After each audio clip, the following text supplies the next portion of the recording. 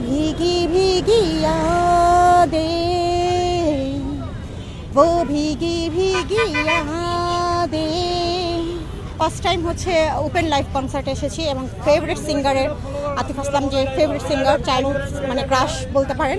যাই হোক, খুবই ভালো লাগছে, কিন্তু আমার কাছে মনে হচ্ছে মিসম্যানেজমেন্ট হচ্ছে, কারণ হচ্ছে আমরা অনেকক্ষণ যাবত কিউতে আছি।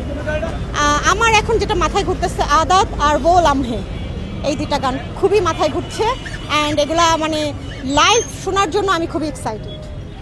ও লামহে वो बातें कोई ना जाने, फीकी सी यादें ओ बरसाते,